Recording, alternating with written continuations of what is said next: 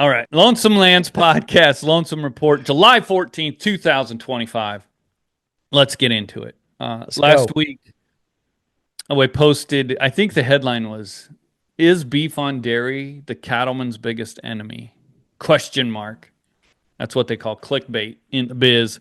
And I guess we went through that. We got a ton of reaction. And when I hmm did that, I thought, this is probably going to piss some people off. I don't think I got one negative thing about it. I think I got, did you? The only negative thing I got about it is that we're about 30 years behind. Yeah, exactly. Right. There's I'm so like, many people that are so much more like it was veterinarians, it was people involved in seed stock. It was, I mean, a lot of messages. Like it wasn't the most watched thing we've ever done, but it was probably one of the most engagement, I guess is what they call in the biz. well, People, certainly the most positive engagement I've had. I mean, I got people that I still have to make phone calls back to wanting to talk about it. yeah. And it just seemed like an issue that has been bothering a lot of people that nobody has talked about. Yeah. Um, And so to get into it, I guess just to kind of go back over it, I would say we never really answered the question, but I mean, beef on dairy, if I did get a chance to watch the Cattlemen to Cattlemen, and I was going to write down who those guys were on there. One of them was a Five Rivers guy, and another one, it was like two of the biggest feedlots in the country were on there. Well, it was the Key Jim guy. So he runs Black Shirt and is a big raises those calves. He gets the calves off the dairy and does that deal.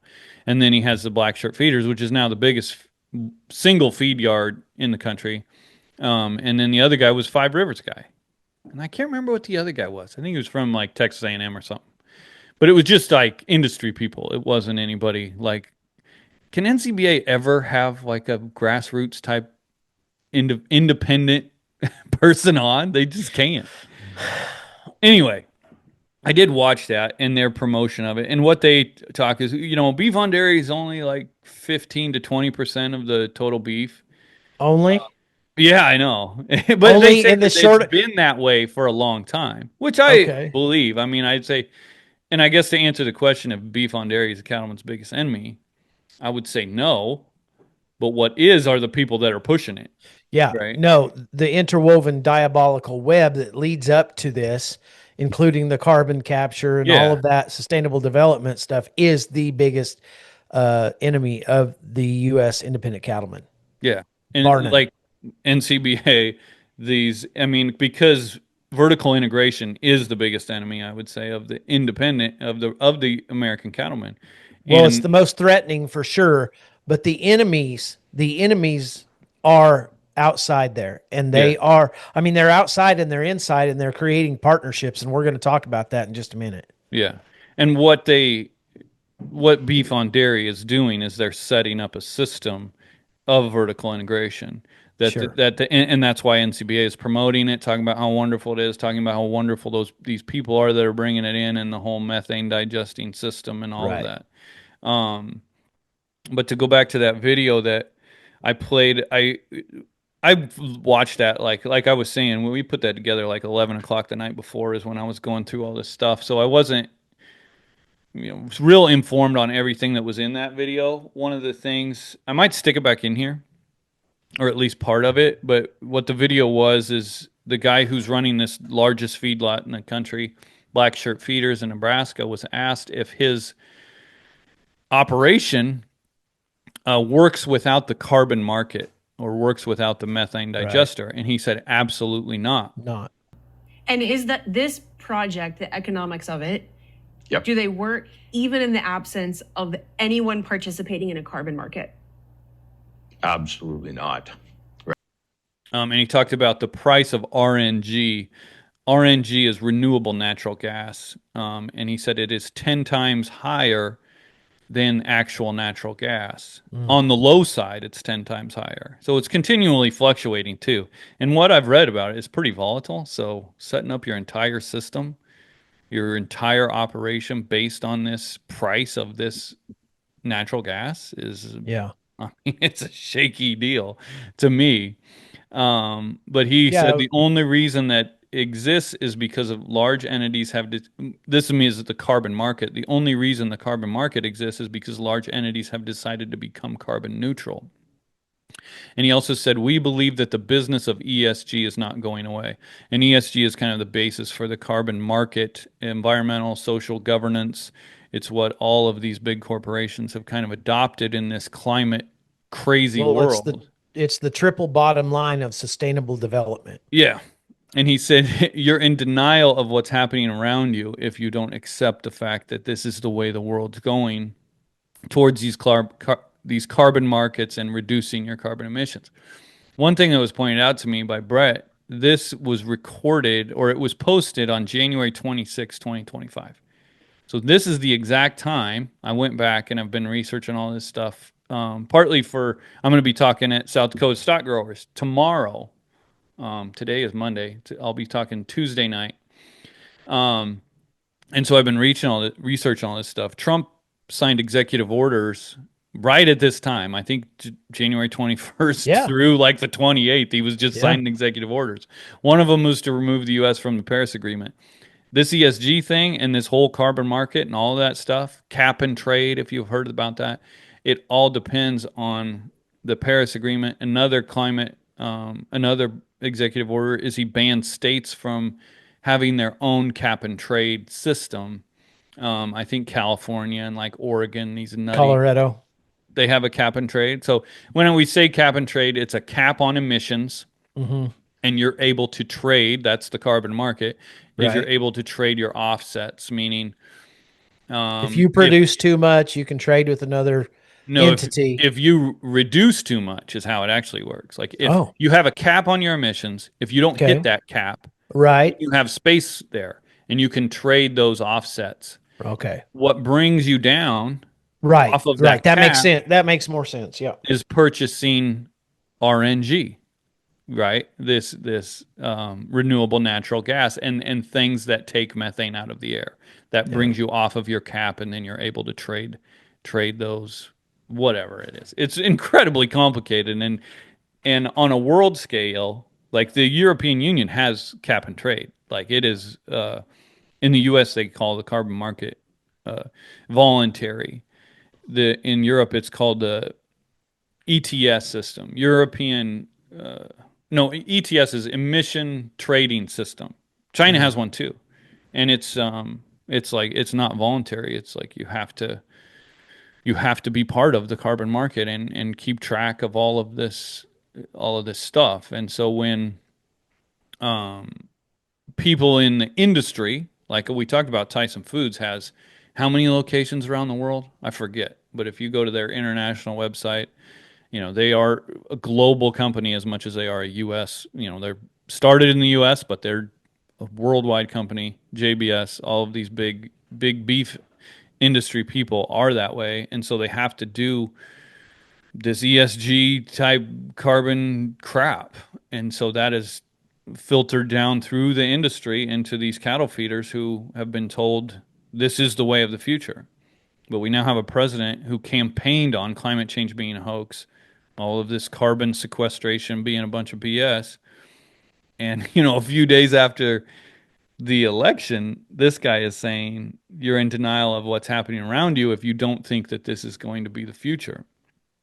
Pretty interesting stuff, really. And it makes it interesting into what everything that's going on right now, too. But it just goes to show that agriculture as a whole, I think they have bought in so hard. I mean, Corporate agriculture meaning agriculture.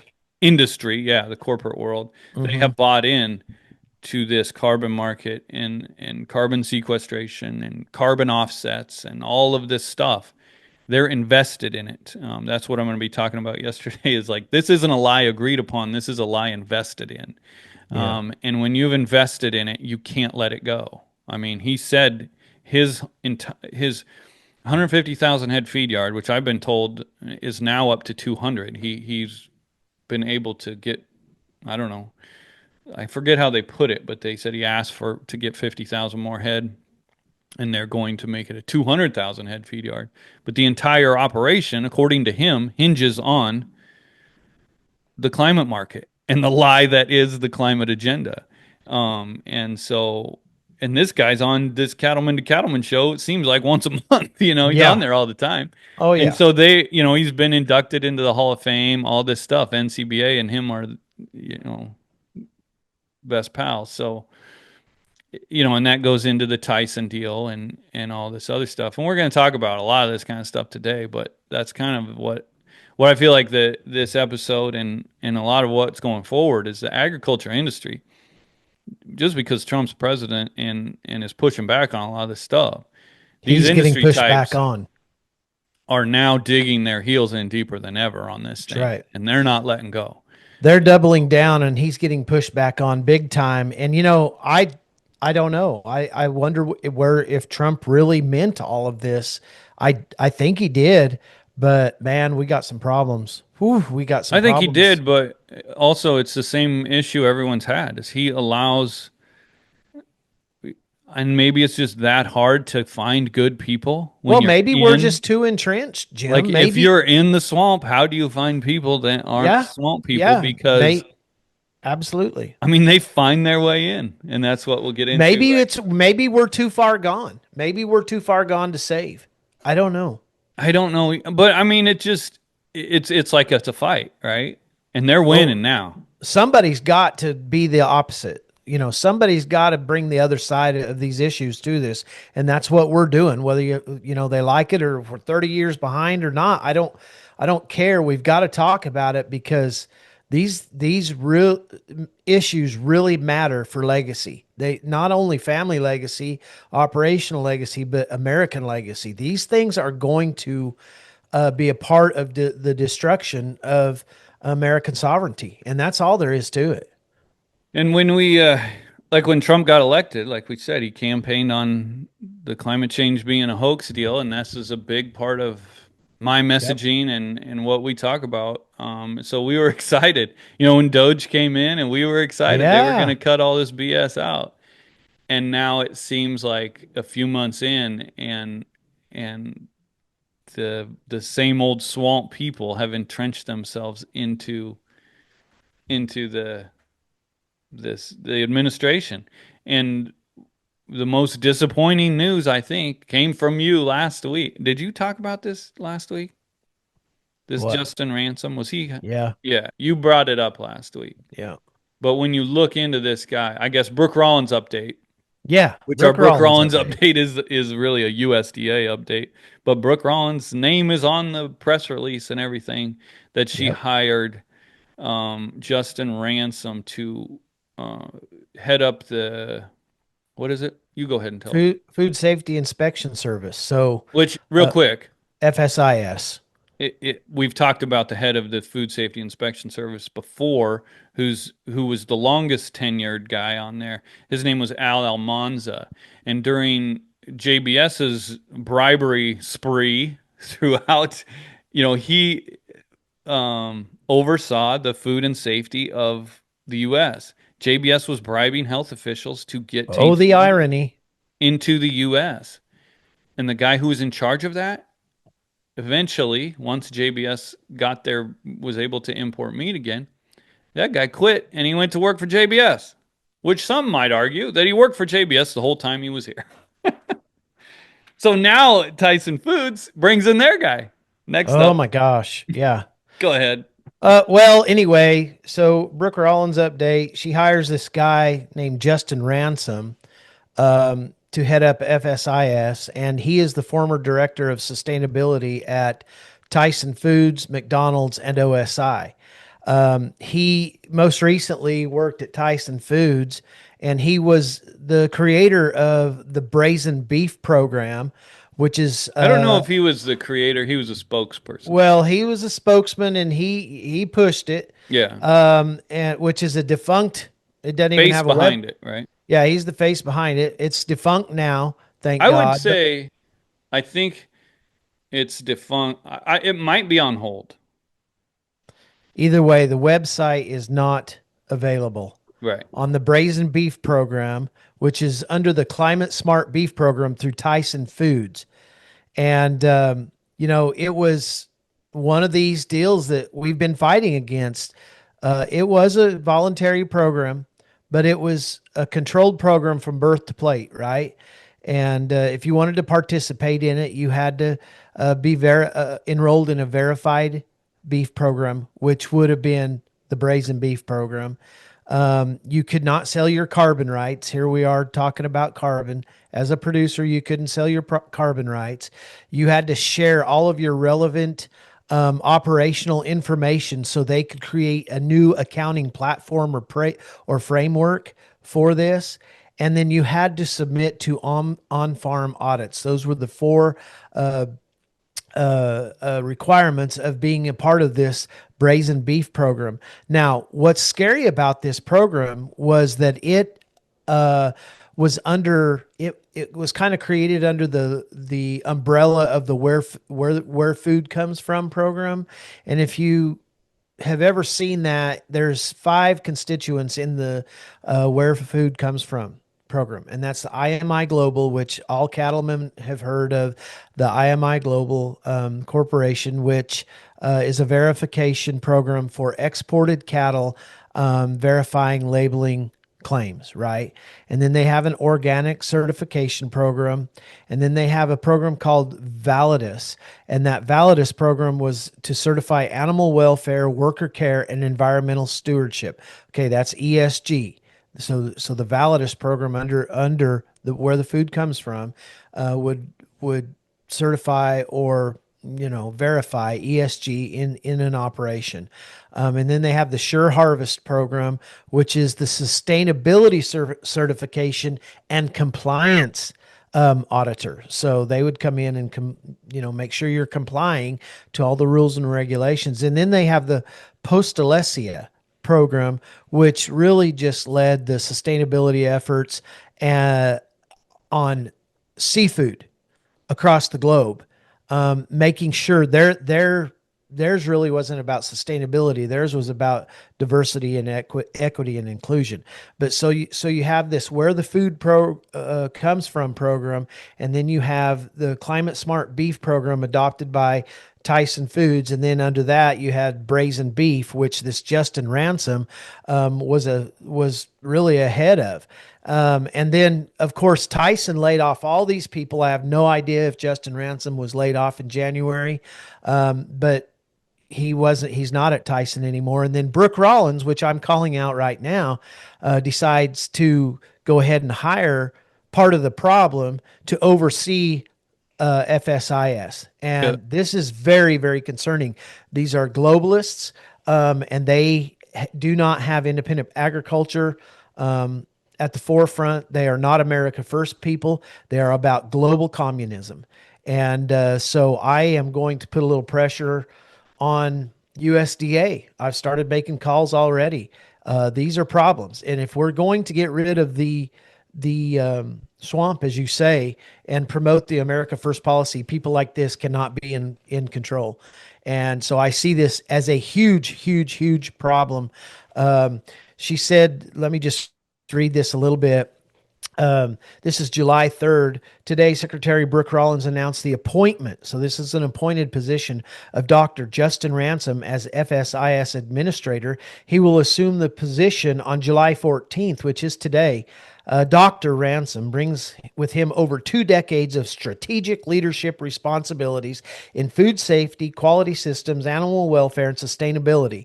His experience spans major food system organizations. I mean, this is global talk all the way, including Tyson Foods, McDonald's, and OSI Group. Dr. Ransom began his career at USDA's Agriculture Marketing Service, where he played a key role in developing technical standards for the National School Lunch Program. Okay, now we've heard nothing good about the National School Lunch Program at all in the last few years. Instrument grading systems and trade facilitation. Dr. Ransom has a BS in agriculture communications from Texas Tech and an MS and PhD in animal science from Michigan State and Colorado State University, which have bought off into the global food initiative all the way. This is a problem. And this is an example of a deeper problem that they have entrenched themselves. We have holdovers that have bought into the climate lie that are really pushing centralization and collectivism, which is communism. And I don't have a problem saying that. That's what these people are. And so if we're going to save America, we can't be hiring people like this. The guy has been, I don't know how old he is. He's probably a lot younger than I am. And he's yet to have a job that is not, independently productively focused. He's probably never worked outside of the system. And that's really what we've noticed in these global systems that, the Nature Conservancy trades help with the Environmental Defense Fund. They trade that help with Colorado State University or Cal Poly State. I mean, I know one of the top designers of sustainable development in agriculture in this nation has never had a job away from either the big four or the university system. Never. They have no experience. They couldn't change a flat tire if they tried. And these are the people that is going to create and produce policy that we have to abide by in order to enter into the market system. This is a problem, Jim. It's scary. Yeah. And we have to push back on this right now. All independent ranchers, we have proven this fact with the American Angus debacle. And that is a continued debacle. I'm so happy that has woken people up. But that was not the first problem. We've had this problem for a long time. A lot of us have been screaming. If we go back to this, where your food program comes from, or where your food comes from program, and IMI Global is at the very top. And, I know a lot of people who invested in IMI Global. I don't have a problem. Verify that export data. I don't care, but I do know this: they were dirty enough to put a cease and desist letter upon one of the people in agriculture fighting for freedom for producers. And so there's some nefarious stuff going down. And this is not a true, transparent system of production. This is ultimately ESG at its very core. Yeah, what it is this is a Biden administration hire. Absolutely. We thought we were getting something different. This is a Tom Vilsack USDA. That's what this proves. So this is the same USDA that Tom Vilsack was running. Absolutely. Was running. Only it's worse. This guy would have fit perfectly in. I mean, he is measure, monitor, report, verify greenhouse gases. That's what brazen beef is. To get into it a little bit, they advertised that they were going to be 10% less carbon emissions or greenhouse gas emissions than your regular beef, right? So the way that they were going to market themselves was run down the entire beef industry and say we were better. And the reason I think the reason that it doesn't exist is because they got a bunch of lawsuits saying that you can't prove that you're a climate-friendly beef. And a lot of these lawsuits came from the environmental wackos that they were trying to be on their side. To uphold. Yeah. They were like, hey, we're on your side. We're all about this climate deal. And they said, no, you're not. Because beef as a whole, it doesn't matter how green friendly your beef is. It can't be green enough. That was the whole thing.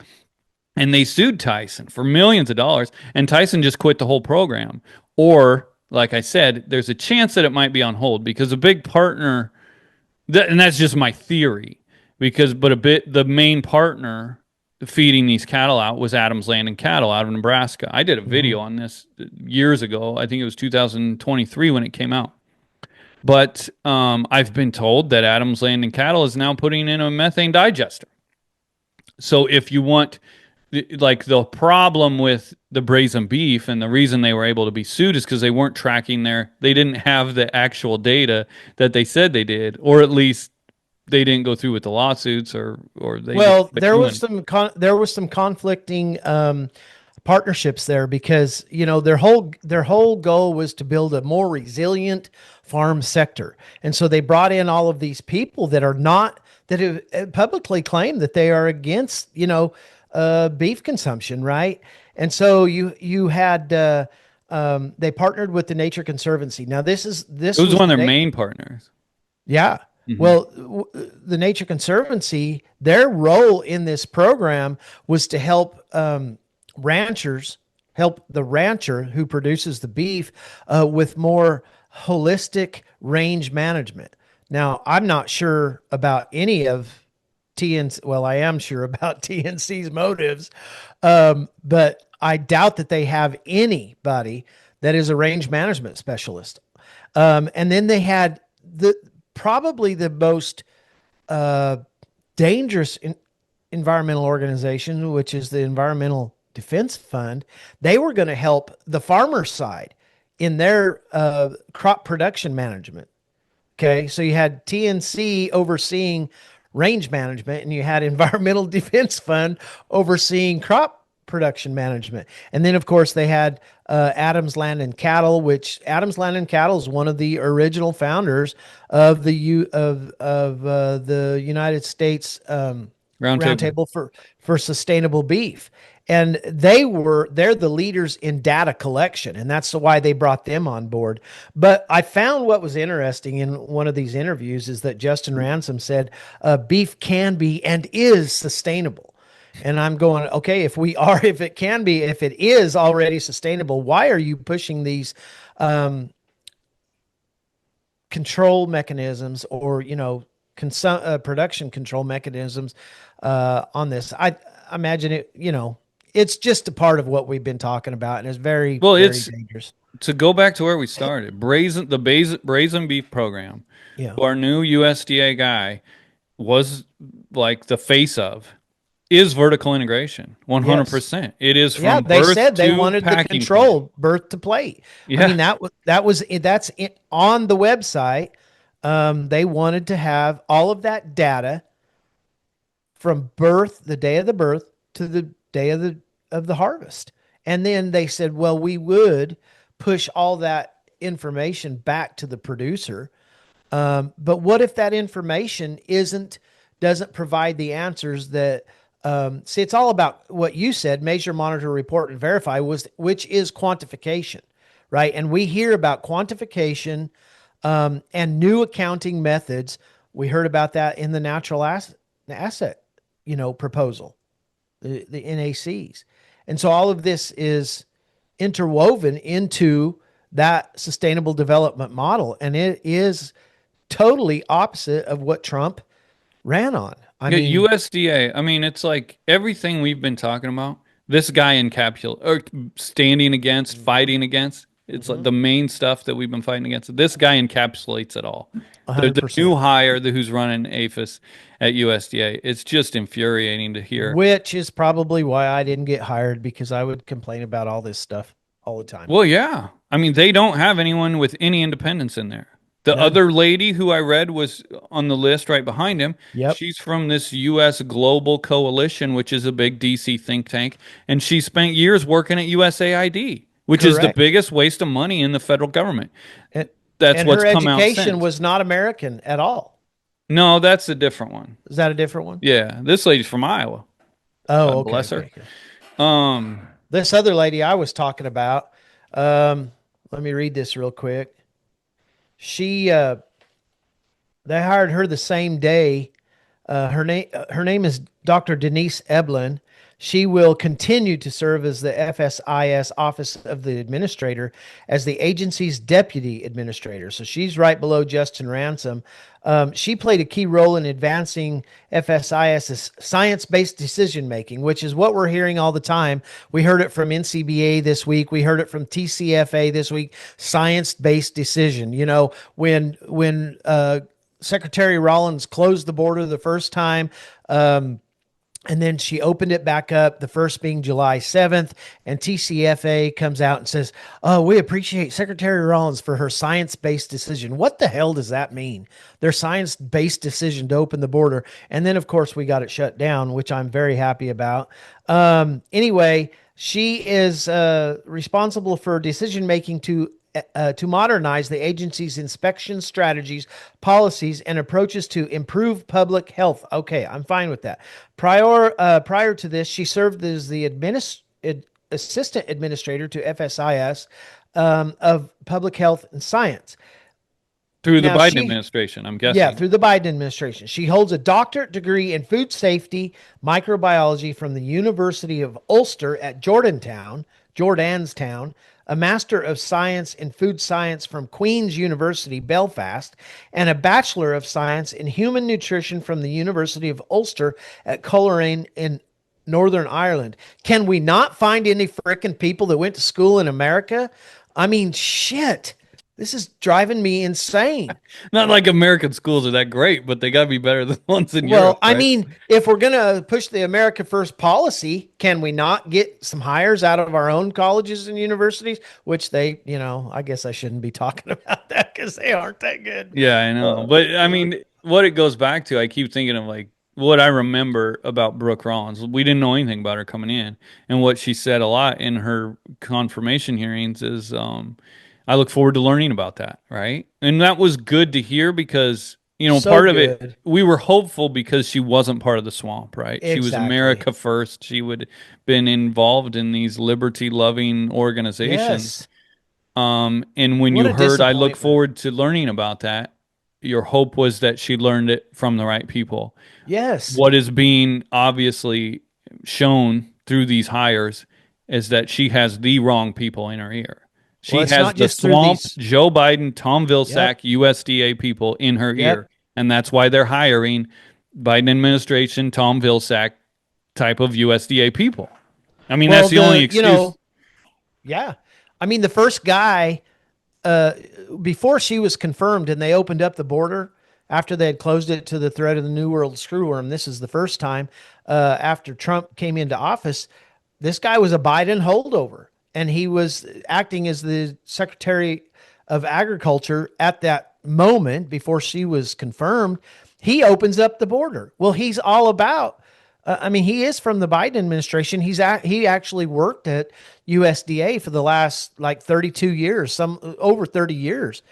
And so he's totally entrenched, right? Yeah. And I don't know. I'm just Well, to go back where we started when you said give Shad a call, right? When we first talked about her, you said I look forward to talking to her. oh, she's Yet not to going to talk talk to to her. me now.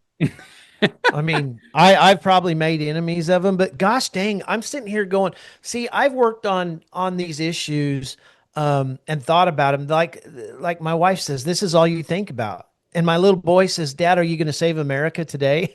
Which is kind of funny. But so I'm very liberty minded, Jim. And so when you had Secretary Rollins comes in, and I didn't know who Secretary Rollins was. I should have, I guess, but I didn't. And she started TPPF. She started AFPI, which are supposed to be these organizations fighting for independence, for sovereignty, for freedom and liberty, for America first. And then you see all this crap going on. I'm like, how do these organizations, you know, how do they move within the system, uplifting and promoting liberty and freedom under the Constitution when we're doing stuff like this? To me, and I'm not downplaying them, I think that their focus is wrong. I don't think they Well, I don't know about the well, organizations. the organizations themselves might be fine, but if she created, what I'm saying to you is if Secretary Rollins created these organizations and she is now, to me, some of the decisions are not America first at all. Yeah, So 100%. how does that melt into each other? I mean, how do you You create these have to think organizations and like not be 100% America first, 100% liberty, 100% Constitution? Because these are defying the but America it's just first like policy. Trump. I mean, you're saying that like that she is an extension of Trump, like as a member of her cabinet. How does he make the one beautiful bill we talked about last week? Their main, he cuts back on all of this climate stuff, but the rate for the tax credit for this renewable natural gas is going to be set by the Treasury Secretary. And that whole thing's been extended. Like that's the one rate for this renewable natural gas from manure, only from manure, that seems to be extended and continue. And so it's like, who are the people in their ear, and who are the people That's my who've question. who've coming in there? And one of them that goes back to the other thing I saw this week. She posted a video, which was a neat thing. She posted a video of this ranch kid in Montana. I don't know how old he is. He's younger than me, so I'll call him a kid. But it was Garrett Harshberger. And it was, I mean, he said, I'm a third generation rancher in Montana. He was out in front of his cows. You know, is the kind of thing that we would like the USDA to promote. But then I got curious and I'm like, who's Garrett Harshberger? And one of the first things that comes up is he was part of the Young Cattlemen's Conference for National Cattlemen's Beef Association. Okay. And what they did to it was like I think 50 of them. There was a bunch of young cattlemen. I don't know what the age range was, Mhm. but they went on an 8-day tour. And what they toured was they started at NCBA headquarters, where I called it an indoctrination NDC. campaign. This is an indoctrination tour. They started at Okay. NCBA, where I'm sure they got shown and told how wonderful the beef checkoff is and how wonderful NCBA is and all the good Right. and wonderful work they're doing for them and their family ranches. Then they went to Five Rivers cattle feeding, which is the largest cattle feed yard in the country, or the largest cattle feeder in the country. They feed close to 1 million head of cattle. The most corporate feed yard in the country, right? Who is completely controlled by JBS. They were once owned by JBS, and being in Colorado, they don't operate in a competitive marketplace. It's all alternative marketing agreements, all that kind of crap. So it is just, from NCBA to a corporate cattle feeder. Then they went on to Tyson Foods up by Sioux City here, which was their headquarters, and they learned all about how, probably wonderful Tyson Foods is, and the monopoly that or oligopoly that they control with the three other beef packers. And then they went on to certified Angus beef, who we've talked a lot about over the last few weeks, who is all in on this methane EPD. And then they went on to DC and they watched how you lobby.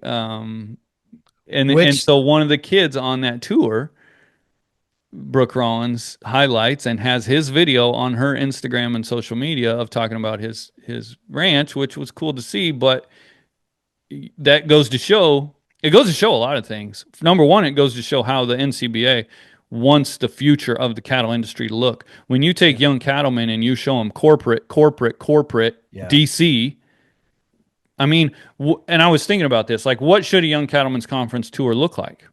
How about you go to an independently owned feed yard? How about you go to some place like Brett Kenzie's feed yard, or anybody besides Five Rivers, I or doubt that there's or these massive corporate. well, yeah, I doubt that there's one mention of supply and demand in the whole Yeah. leadership Or training. yeah, competition or competitive marketplace or any of that stuff.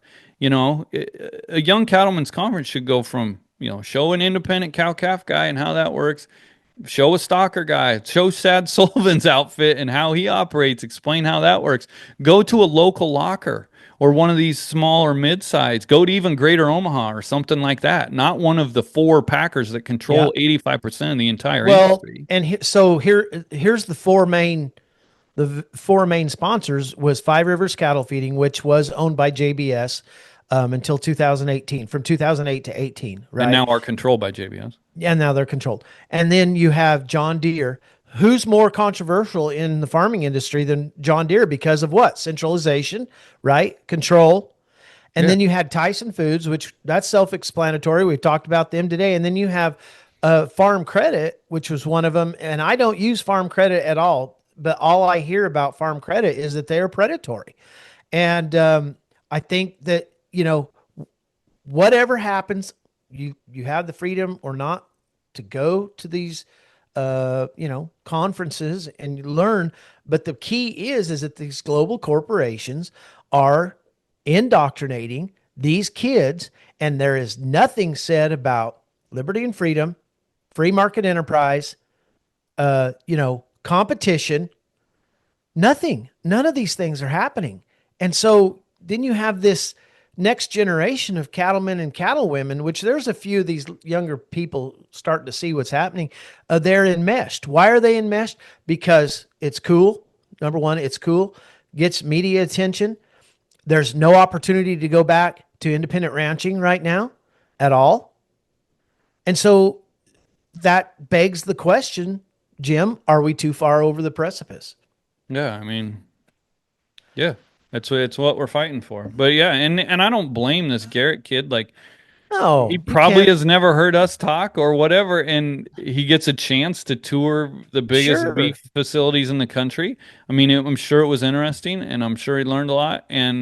But unfortunately, in the end of the day, NCBA is a lobbyist organization, and they're not just lobbying politicians. They're lobbying every rancher out there to give them money and to support them and to sign their name on that membership list because that's what gives them power is the number of But members. see, it's not just in CBA, Jim. No, It's but all that's of who these ran org. this deal. I know it's under their leadership program at NCBA, but they're not the only guilty ones. These global corporations, Five Rivers, heck, just take Farm Credit. Just take them by themselves. They shouldn't be promoting stuff like that. They should be promoting independence and more farmers and ranchers. They make their money by loaning money, right? Yeah, but They you should look be at more. everything NCBA does, and there's always a big list of sponsors. Where's that money? Like, how much did they pay? How much does No, Five Rivers and Tyson Foods pay agree. NCBA for this deal? Are they just Agree. covering costs, or are they filling their pockets so the Yeah, NCBA comes out and says we need to open the Mexican border so we can get these cattle up here so the exactly. The cattle are cheaper? very 100%. It's a very, very dangerous pay to play game that we are living Interwoven, under. what do you call it? It's an interwoven diabolical web. It's all Great deception. example. It's all deception. It's very dangerous, and that's why it's very important for our, our peers in the ranching industry across the West. We won America. The beef industry created. I'll always say, where there's beef, there's freedom. This is so true. But man, our independent peers, or actually our peers that promote independent production or say they do, they've got to step away from this stuff and they've got to start teaching their kids the danger of where we're at. And maybe I'm crazy. Maybe. I don't know. I just know that we have less producers on the land, less competition, less accountability, less transparency. More people are going out of business. I just look at the fruit of what's going on. And these players, these people that are in this web of deceit, they're responsible for it. And so when there's no more kids to come back to the ranches, nobody coming back to produce our food, we're now a net importer of food in America with the lowest inventory of cattle. Look to these people. Yeah. So you want to talk about the border? You wanted to talk about the border, Yeah. or The did you border. already talk about it? No, You mentioned July it. 7th, they were going to incrementally start opening the border, and they did. I think I heard that there was 900 head come across the border, um, to which did not make, I don't know. I think it was a dangerous proposal with the screwworm. That's the issue here is the screwworm. And it is rapidly coming north. And why wouldn't it be? We've lowered our standards. We stopped spreading out these sterile screwworm male flies. So the screwworm is getting closer. There was a report of a screwworm outbreak. I mean, they reported that one screwworm was found. That's impossible. But there was a outbreak within 250 miles of the U.S. border. And so It was Secretary Rollins, 250? I thought it was huh? like 370. Was it that? I don't I know. don't know. It was closer, Anyway, it much was close. closer. Hey, listen, it was closer than 700 Yeah, miles, about right? half. That's why I was thinking it was Yeah, like half about of the half. distance. And so she apparently closed the border down. Now, RCAF and 19 other organizations wrote her a letter and said, "Hey, we think this is a dangerous situation. Until we get on top of it, we need to shut the border down." And then, of course, this report of this, and supposedly the Mexican Department of Agriculture reported it, and they said, "Okay, we got to shut it down." So I was happy that she did that. I think this screwworm deal is very dangerous to the American beef industry, and I hope that we can keep on top of it. So that was news from the border this week. We are going to build, we're going to build one in Texas, a screwworm production facility, and we're going to revamp one in Matapa, Mexico, and start getting that out. We're pushing out 100 million flies a week. I think it's 100 million flies a week now. Maybe we can get on top of it, but I think we're just, man, it Well, just scares me to it death. goes back into everything else we're talking about. You said last week this is a Tom Vilsack issue because he dropped the ball on this. Tom Vilsack's major objective over the last 4 years was measure, monitor, report, and verify greenhouse gases. And now we have the Animal Health Inspection Service. Like this guy is in charge of animal health inspection. We have this almost close to a national emergency if this gets in here. Food safety. And the main guy in charge of the food safety is a climate nut. Part of that cabal. Yeah, That's right. I mean, we're going right back to where we They're were. all and that cabal, remember, that cabal is a no borders cabal, Yeah. right? And They don't- think of they Tom were- Vilsack, like we talk about this partnership, Climate Smart Commodity, $3 billion. Think of all the money has been spent on this climate BS that Yep. people like Five Rivers and Tyson Foods and all of these corporations have promoted. Yep. Think if that went into, just A this wine one little production thing. facility, perhaps. Right. You Or know, anything. A Soil little more health. monitoring down towards the Darien Gap to keep this screw. We knew the screwworm fly had kind of advanced north of the Darien Gap, and then we're putting $3 billion into convincing kids through Farm Journal that the climate is the crisis. Here we are, and now what is the crisis now? I mean, we have immigration, we have the farm worker problem, we have this screwworm problem is number one for me as far as disease control. And it's easily controlled if we would have just been doing the right thing. But no, we're pushing this money. It's just unbelievable what they've put us through, what the consequences of this could be. Yeah. Jim. And it's all in the name of climate. When people all in the start name of blaming, like, climate. how did we drop the ball? It's because we were 100% focused on this stupid greenhouse gas. On this fake crisis we call climate change. And then, they had to create this sustainable development as the savior of climate change, right? And we're in trouble. NCBA's number one priority a few years ago.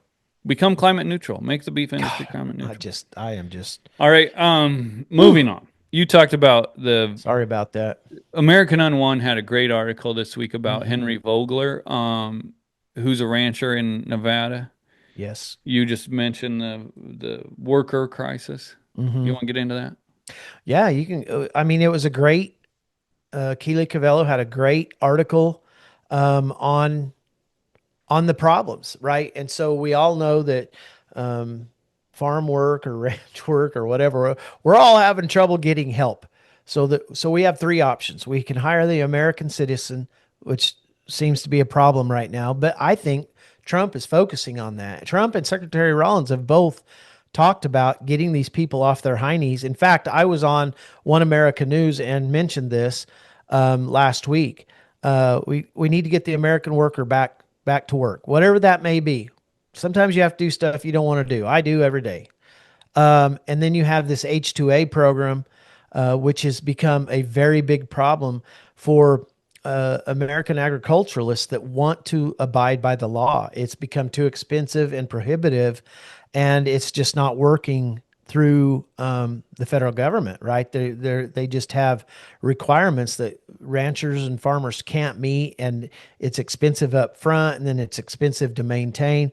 And so then you have the third option, and that's to hire illegal aliens. This Les Vogler has done it by the law. Sounds like he has created his operation. They run about 14,000 sheep and 1,000 cows. That's a big operation in my eyes. And 14,000 especially in sheep. Nevada.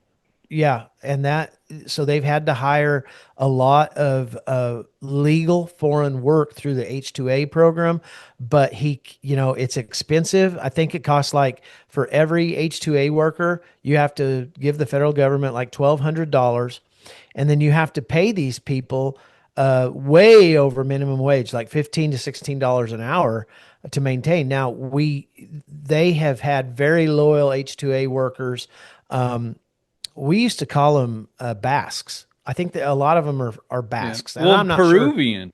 Sure. Yeah, I think a lot of them are in Peru. If you that's listen right. to my podcast with Sarah and Henry Hollenbeck, they're sheep Okay. people in Montana, Okay. and they hire guys from Peru, and they had some Right. interesting stories. And they didn't really get into this, but I was Well, the curious. gist of this story is that Les Vogler cannot meet the standards of the federal government under the H2A program, right? Yeah, they're like And up his ass about it. they're up his ass about it. Stupid little things. The beds being too close to the floor. The rice in the wrong bin. I mean, just stupid stuff. What I thought about when I read this kind of stuff, I was like, boy, they would have hated my house in college. Right. Like they wouldn't have gotten 2 steps in the door without shutting that down. If we were Yeah. Peruvians, they'd But send us all home. But it's a bad deal, and it's all just the same old stuff of trying to destroy independent producers. And I surmise that everybody should read this story because it's very, very we'll link to eye it. opening. We'll link to it. And Yeah, link to it. And I mean, his facilities are beautiful. yeah, I know. And I'm like, oh, damn, that's nicer than what I live in. But he's a funny guy. He has some great one-liners. But it's basically a story of where a guy who is doing it legally is punished for doing it legally. That's what it is about. Yeah. And so link it for him to read. It's I'll a link it. great I think story. he's on Trent Lou's radio show a lot too. Well, I know that I had heard his name quite a bit. They might not And be on every day. I don't know. I can't remember. you know what? I give credit to Keely Cavella. She does a really good job, and she is on the spot Johnny News all the time. She does a I great know job. it. Yeah. Makes me feel bad. We should do better, but Well, we got a lot to do too, buddy. I But know it. So I guess you got much else? um no, I There's a few just other things, but we can get to them next week. I I feel want like to they deserve more time than what we're gonna have, and yeah, I I want got to to get back to work on nailing this speech down. Come see me tomorrow night on Tuesday, July 15th, Rapid City, South Dakota Stock Growers. Where are you gonna be? Come see Shad. I'm going to be in Hugo, Colorado at the Colorado Independent Cattle Growers. Where's Hugo? Um Hugo is southeast of Lyman, about 25 miles. It's in central eastern Colorado. East of Uh, Colorado Springs. yeah, we're east of Colorado, southeast of You don't know Denver, where Lyman northeast of is. Colorado Springs, Lyman, Colorado, Limon. And it's on Saturday the 19th at 11 a.m. Mountain Standard Time. I'm going to be talking about the war on beef and its interwoven web into to beef and liberty. That's the key to it. Is it's all about beef and liberty. But there's a lot of things going on still. The mod story continues to unfold, and we're gonna have to cover that again and see where they're at exactly.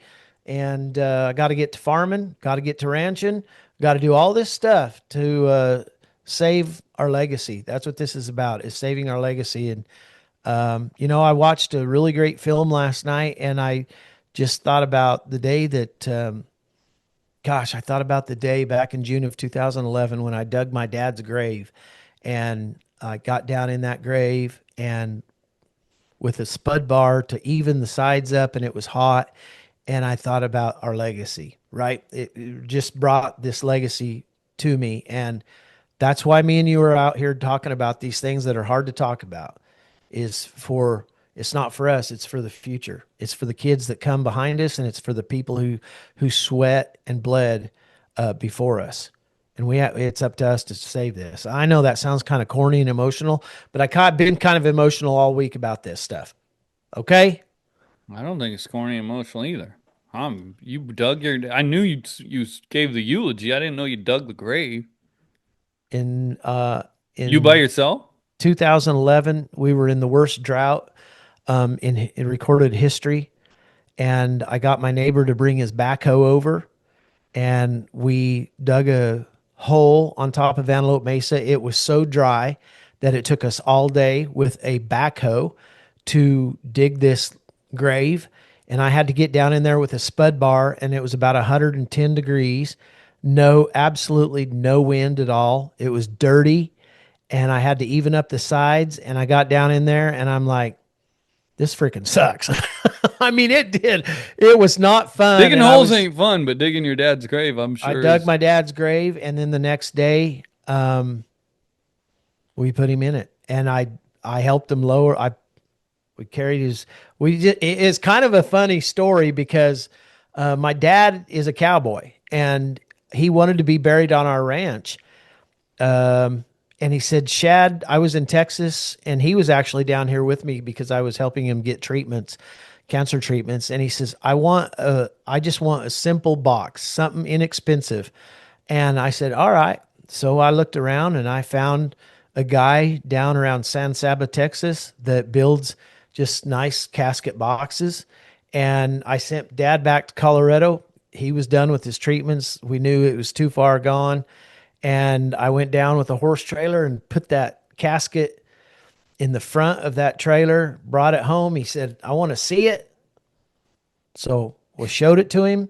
It was about 2 weeks later. He died. I dug his grave. I put him, I actually helped the dadgum undertaker put him in that casket. And I put him in the back of a Dodge pickup, took him out to our ranch, and we put him over that grave. And then it was really a weird evening because it was so hot and dry. And then we put him in the grave, and I had his tractor over there. It was an international tractor.